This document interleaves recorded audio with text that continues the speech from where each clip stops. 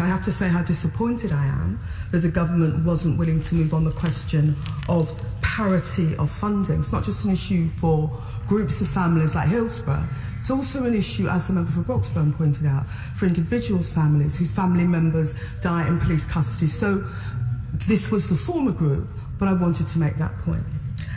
On the question of the amendments in this section, which are welcome, we support the new emphasis on the independence of the new Office for Police Conduct, given the central role it will play in ensuring the police are held to appropriately high standards. Glad this has finally been recognised by government and pay tribute to the work of my noble friend, Lord Russell. We're also pleased that anonymity for victims of forced marriage will now be extended to Northern Ireland, following a request by the Northern Ireland Minister of Justice.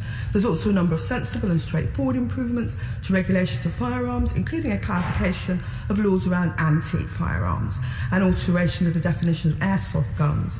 That should improve public safety. I also welcome the government's support for amendments to clause 28 that make it possible for investigations into the most serious misconduct to take place more than a year after relevant officers have left the service. Credit is due in particular to my honourable friend, the member for Lee, for his consistent arguments in favour of this reform. Families and communities who have been the victims of injustices in the past may be reassured that in future time need not run out on the service's own disciplinary procedures. On amendments 94 and 300, which grant police officers the power to order a person to remove an item of clothing that is disguising their identity if a senior officer gives them oral permission.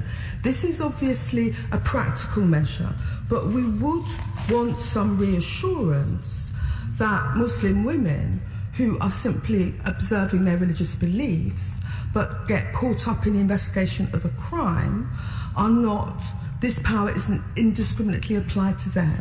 We'd like the government to consider ensuring that it's absolutely clear in police training that the sole proper use of this power is to remove items of clothing that are purposefully worn as a disguise. So I'd ask the government to look again at the language of the 1994 Act and clarify it to prevent such abuse.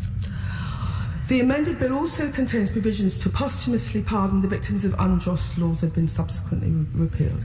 And the Minister made a very graceful reference to this and the work of the Honourable Member for Dunbartonshire, who has a private member's bill on this issue.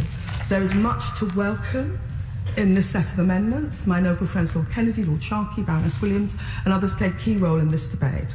Lord Cashman made these amendments more comprehensive in scope by including those many men who were unjustly targeted. Lord Lexton supported the extension of the legislation to Northern Ireland. These contributions have enormously enriched any legislation on this topic. But we're pleased that the government has apologised.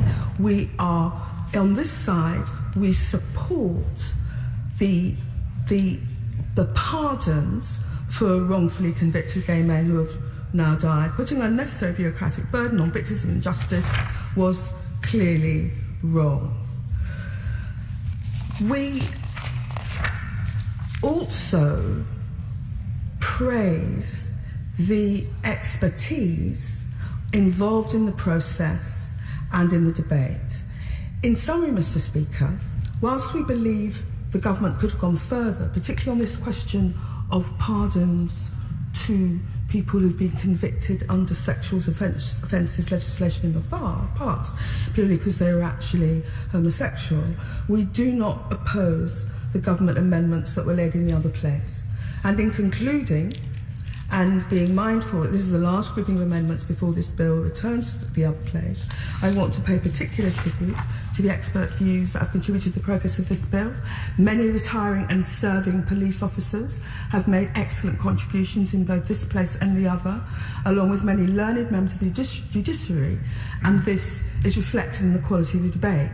It is important to note the expert nature of what have been said and contributed, because in recent months there's been some disdain for expertise. But on the matter of police and criminal policy, expertise does not go amiss. So, in closing, Mr. Deputy Speaker, we're happy to support this group of amendments. Nigel.